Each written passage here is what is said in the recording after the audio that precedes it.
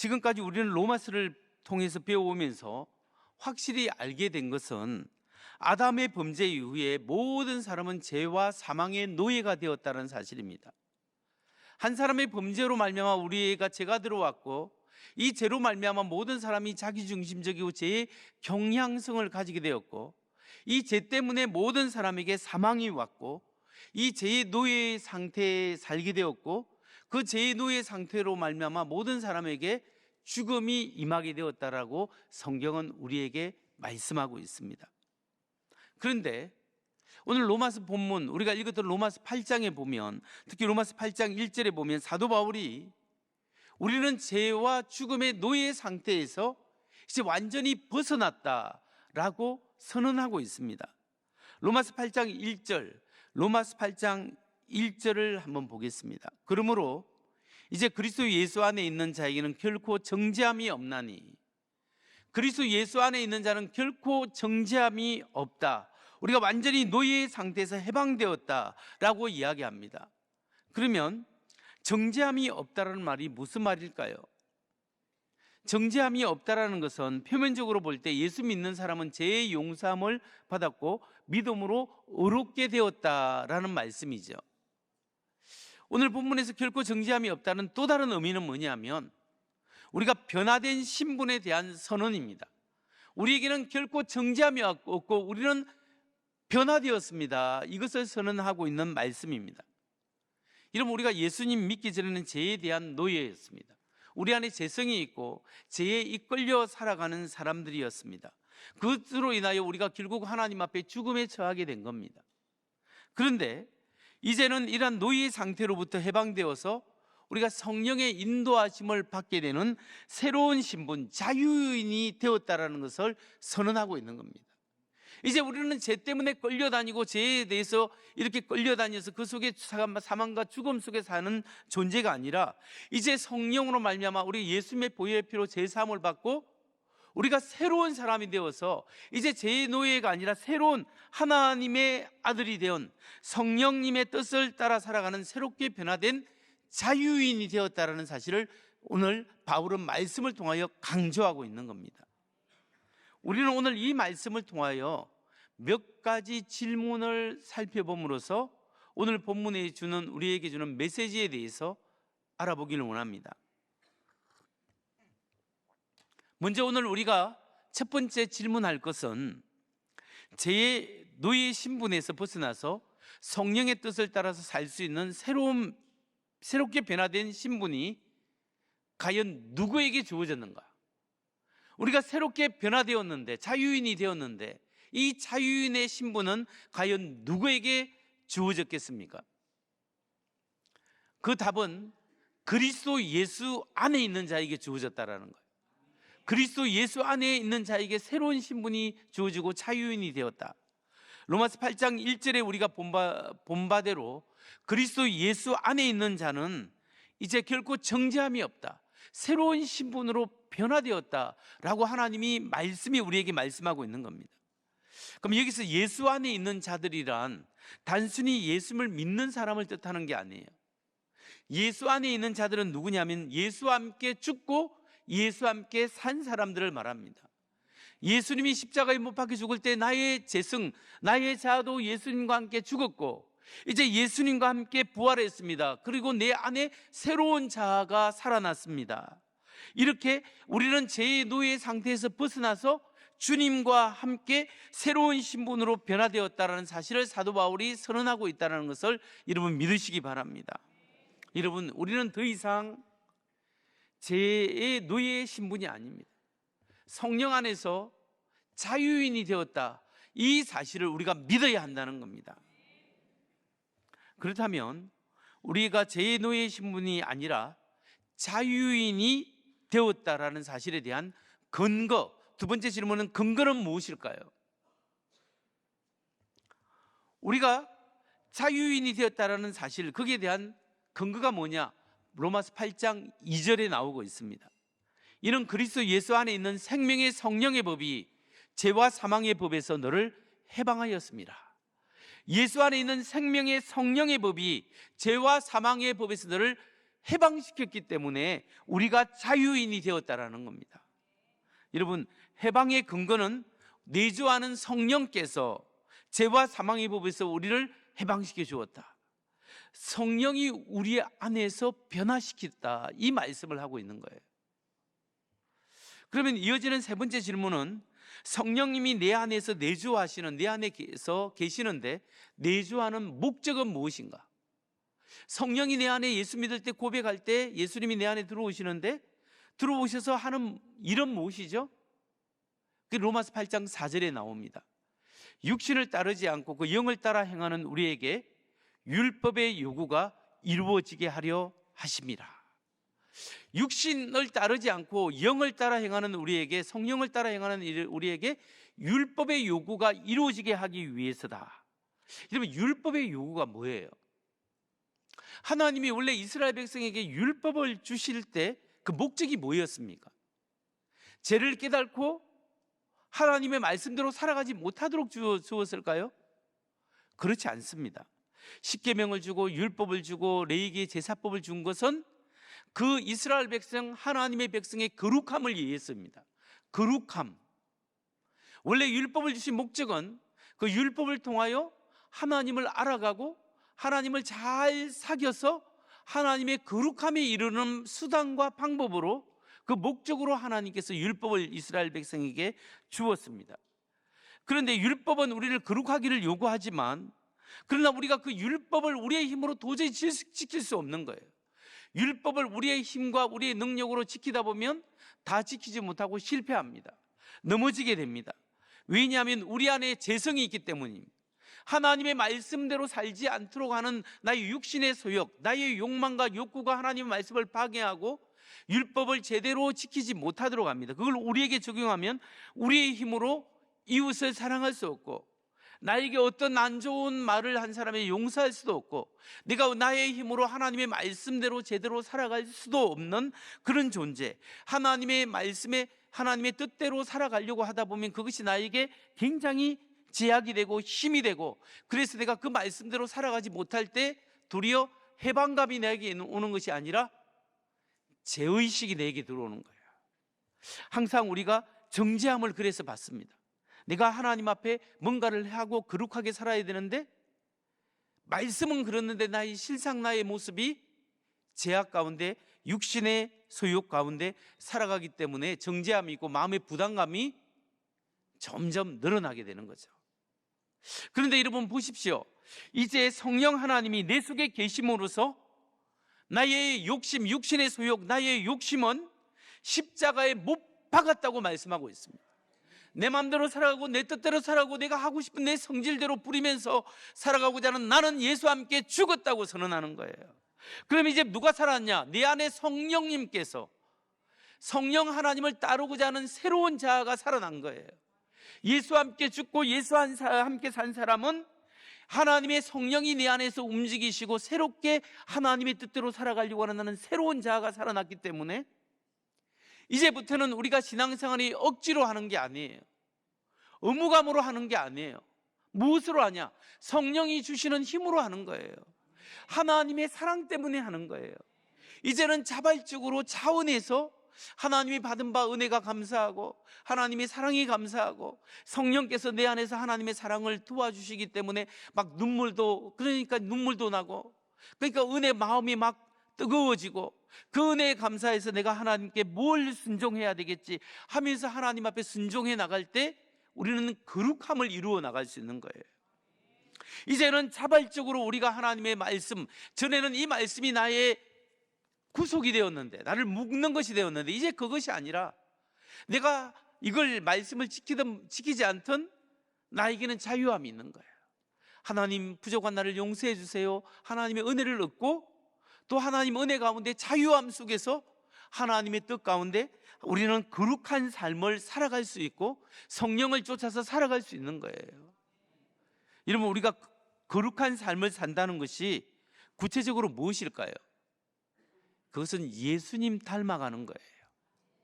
좀 내 안에 예수님 믿기 전에 그친 가시들이 많았는데 예수님의 성령으로 말미암아 예수님의 보혈의 피로 가시들이 점점 줄어들기 시작했어요. 이제 그 다음에 말씀과 기도로 성령의 이끌림을 따라 성령의 순종함으로써 내 안의 가시들이 점점 부러졌고, 이제 상처들이 있는데 그 내 안에 모난 돌이 점점 하나님의 말씀과 성령의 인도하심에 순종함으로 닦아지고 깎아져서 그리스도의 형상이 세워져 가는 거예요. 그리고 우리가 주님 만나러 갔을 때 정말 주님 닮아 있는 거룩함의 모습으로 드러나게 될 것이에요. 이 모든 것이 나의 능력, 나의 힘, 내가 그렇게 해야지, 내가 봉사해야지, 이렇게 할 때 이게 나에게 의무와 나에게 힘으로 다가오지만, 어려움으로 다가오지만, 그게 아니라 하나님의 은혜와 사랑이 있고 성령님이 내 마음속에 감동을 주시기 때문에 거기에 순종하고 성령을 쫓아 성령을 갈망하며 나아가는 사람은 신앙생활이 짐이 아니라 기쁨이 되는 거예요. 이제는 하나님의 은혜로 정말 내 삶이 내 안에서부터 달라지는 거예요. 그리스도의 변화는 아웃사이드에서 인사이드가 아니에요. 인사이드 아웃이에요. 내 마음이 바뀌고 내 속사람이 바뀌고 내가 변화되고 내가 성령 받고 내가 하나님 영적으로 달라질 때 내 삶이 달라지고 내 이웃에게 달라질 수 있는 거예요. 여러분, 성령이 내 안에서 거룩한 욕구를 주시고 주님 닮아가게 하시고 성령을 쫓아 행하는 자에게 하나님의 은혜를 주시는 줄 믿으시기 바랍니다. 이제 그렇다면 네 번째 질문은, 내주하는 성령님이 없고 육신을 따르는 사람과 내주하는 성령님이 내 안에 계시고 성령을 따르는 사람의 차이점은 무엇일까요? 여러분, 육신을 따르는 삶과 성령을 따르는 삶의 차이점, 그것은 무엇입니까? 로마서 8장 5절에서 8절에 나와 있습니다. 같이 보면, 육신을 따르는 자는 육신의 일을, 영을 따르는 자는 영의 일을 생각하나니 육신의 생각은 사망이요 영의 생각은 생명과 평안이니라. 육신의 생각은 하나님과 원수가 되나니 이는 하나님의 법에 굴복하지 아니할 뿐 아니라 할 수도 없습니다.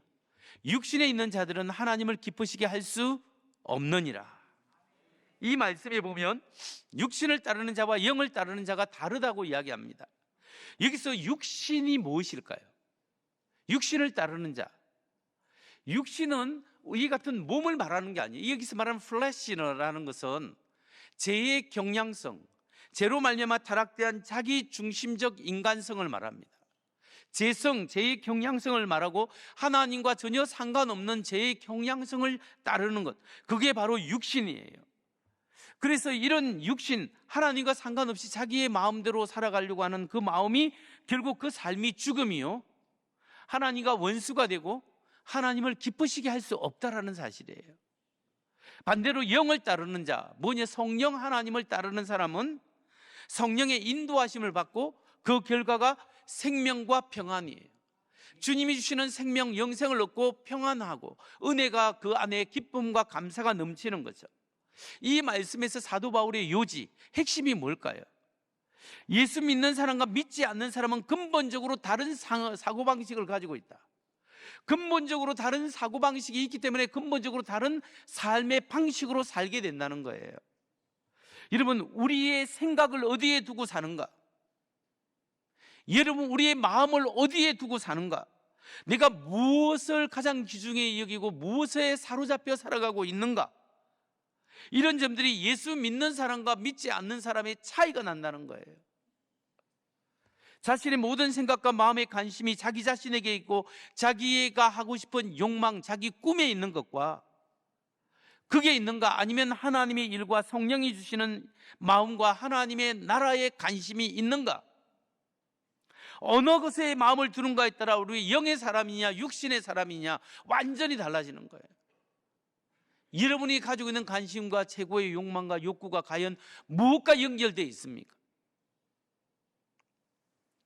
하나님을 기쁘시게 하려고 하는 삶을 살고 있는가를 생각해 보시기 바랍니다. 이제 사도 바울은 이렇게 육계에 속한 사람과 영에 속한 사람의 차이를 확실히 구별하고 난 다음에 로마서 8장 9절로 15절 사이, 그것을 통하여 우리가 직접적으로 우리에게 이제 말씀하고 있어요. 여러분, 로마서 8장 1절부터 8절까지는 주로 3인칭 복수형이 나와요.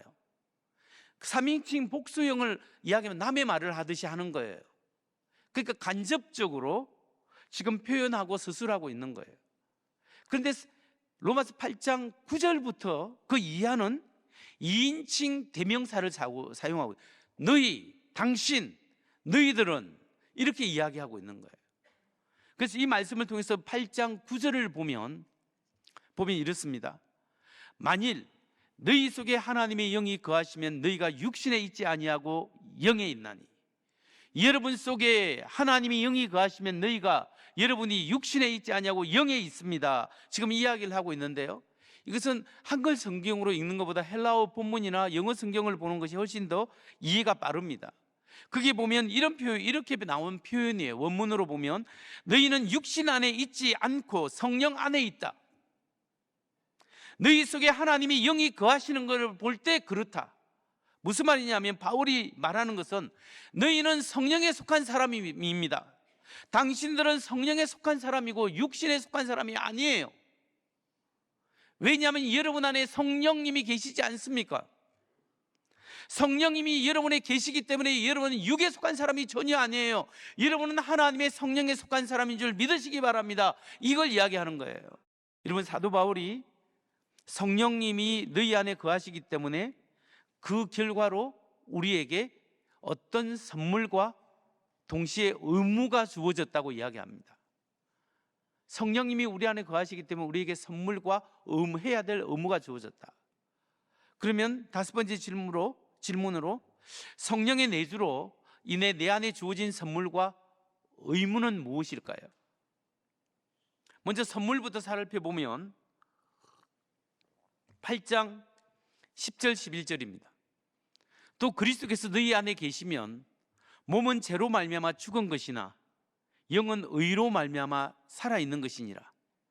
예수를 죽은 자 가운데 살리신 이의 영이 너희 안에 거하시면 그리스도 예수를 죽은 자 가운데 살리신 이가 너희 안에 거하시는 그의 영으로 말미암아 너희 죽을 몸도 살리시리라.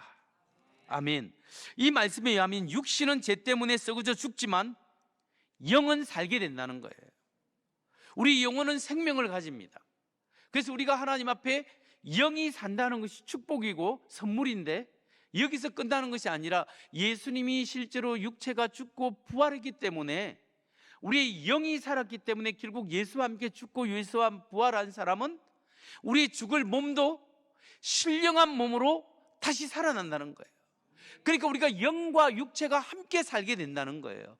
우리의 영이 하나님 앞에 예수 믿는 성령으로 인하여 살게 되고, 결국 우리 썩어질 몸도 신령한 몸으로 변화되어서 우리 영과 육체가 온전히 영원한 생명을 얻게 된다는 것이 사도 바울이 오늘 우리에게 말씀하고 있는 거예요. 그러면 이런 선물을 받았기 때문에 우리에게 성령이 우리에게 내주하시기 때문에 우리가 해야 될 의무는 무엇일까요? 우리가 무엇을 해야 할까요? 우리에게 빚이 있습니다. 우리가 의무가 있어요. 그게 어떤 의무냐? 12절로 13절에 나옵니다. 그러므로 형제들아, 우리가 빚진 자로 돼 육신에게 져서 육신대로 살 것이 아니니라. 너희가 육신대로 살면 반드시 죽을 것이려되 영으로서 몸의 행실을 죽이면 살리니. 이 말씀이 무슨 말일까요? 여러분 속에 계시는 성령 때문에 이제는 여러분이 여러분 마음대로 살아가서는 안 됩니다. 육신대로 살면 반드시 죽을 것이다. 영으로 몸의 행실을 죽이면 산다. 그러니까 내가 하고 싶은 대로, 내가 원하는 제 경향대로 살지 말아라. 여러분의 신분이 바뀌었다. 그래서 우리 안에 계시는 성령님이 원하시고 성령님이 기뻐하시는 그것을 행하면서 살아라. 그러면 성령의 인도하심으로 여러분의 몸이, 여러분의 삶이 살게 될 것이다. 성령의 인도하심을 받게 될 것이다 말하는 말씀이에요. 여러분, 우리가 영육 간의 생명을 얻었기 때문에 이제는 내 마음대로 사는 사람이 아니라 그건 던져버렸고 죽었고, 이제 성령님이 새 생명 가운데서 성령님의 인도하심 속에서 살아가는 것, 이것이 우리가 해야 될 의무라는 거예요. 그게 곧 평안이고 기쁨이고 생명으로 연결되는 거예요. 그렇기 때문에 여러분, 이제 우리는 올 한 해 살아가면서 새로운 그리스도인의 삶의 방식대로 살아가야 합니다. 이제 우리는 제 노예의 상태에 있는 사람이 아니에요. 우리는 자유인이 되었어요. 그렇기 때문에 우리는 새로운 삶의 방식으로 살아야 돼요. 그 새로운 삶의 방식으로 살아가는 방법이 뭐냐? 우리의 생각을 하나님께 두는 연습을 하는 거예요.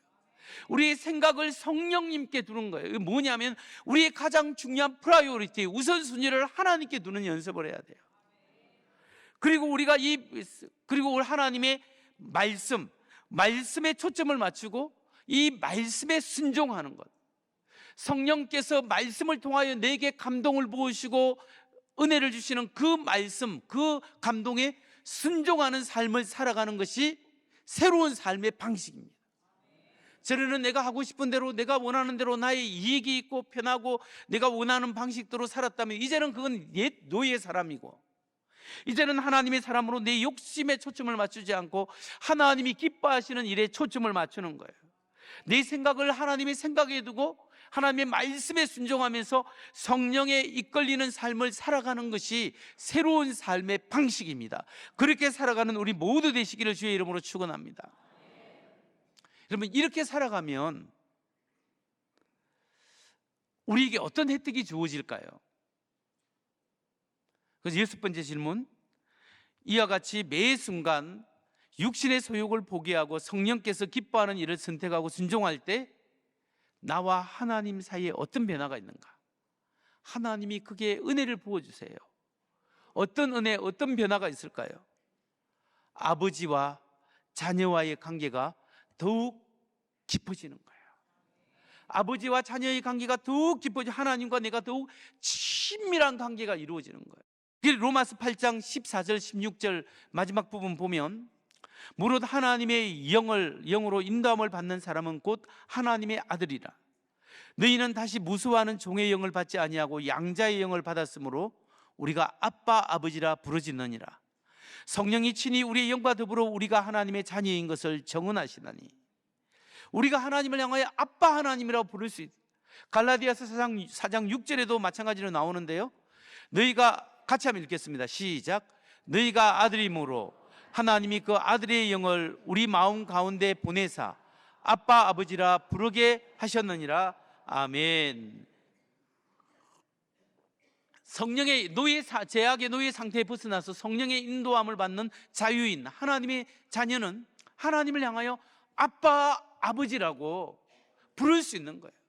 뭐 그리가 멀리 있는 아버지 이게 아니고요, 아빠 하고 언제든지 달려갈 수 있는, 사랑하는 내 아들아, 사랑하는 내 딸아, 내가 너의 마음을 안다, 내가 너와 함께 한다, 걱정하지 말아라. 언제든지 하나님이 안아주시고 인도하시고 우리는 언제든지 하나님께 간구할 수 있고, 그래서 예수님 말씀처럼 너희가 내 안에 내가 너희 안에 거하면 무엇이든지 원하는 대로 구하라, 그리하면 이루리라. 이 말씀처럼 우리가 정말 주님 안에 거하고 주님이 우리 안에 거할 때 우리의 걱정 근심을 아뢰고 그 주님이 우리의 삶을 돌봐주시는 그 은혜를, 주가 내 안에 내가 주 안에 하나님을 아빠 하나님으로 경험할 수 있는 그 은혜를 우리에게 주신다는 거예요. 말씀을 마칩니다. 어떤 사람이 노예의 신분에서 어렵게 해방되어서 자유인이 되었습니다. 자유인 된 사람이 다시 노예로 상태로 들어간다면 얼마나 억울하고 안타까운 일이겠습니까? 우리가 정말 죄와 죽음의 노예 상태에서 해방되었습니다.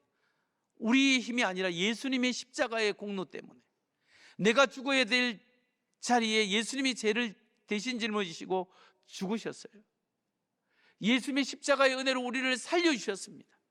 살려주실 뿐만 아니라 우리에게 성령 하나님을 주셔서 거룩하게 하시고 성령을 쫓아서 행할 수 있는 은혜를 주셨어요. 그래서 주님이 내 안에 내가 주님 안에 살아가고 우리의 생각 속에 하나님과 함께해서 아빠 하나님이라는 은혜를 주셨습니다. 이제는 우리의 신앙생활이 의무감이 아니에요. 내가 해야지 의무적으로 체면 때문에 하는 게 아니에요. 때로는 실패하고 넘어져도 괜찮습니다. 때로는 부족해도 괜찮습니다. 아버지, 내가 이렇게 부족합니다, 이렇게 하나님 앞에 나올 수 있는 거예요. 우리가 예수님의 성령의 은혜를 의지하여 내 안에 있는 성령을 의지하고 순종할 때 우리의 신앙생활이 이제는 기쁨이 되는 거예요. 이제는 하나님의 사랑 때문에, 하나님의 은혜 때문에, 하나님이 주시는 감동 때문에 내가 차원에서 하나님께 헌신하고 충성하고 사람들을 섬기고 대접하고 함께하고 격려하는 그 모든 일이 나에게 기쁨과 감격의 신앙생활이 된다는 거예요. 왜냐하면 이 신앙의 힘이 나에게 있지 않습니다. 하나님이 주시는 그 은혜로 할 수 있습니다. 그러기 위해서는 성령으로 충만케 되는 여러분 되시기 바랍니다. 예수님으로 충만케 되는 여러분 되시기 바랍니다.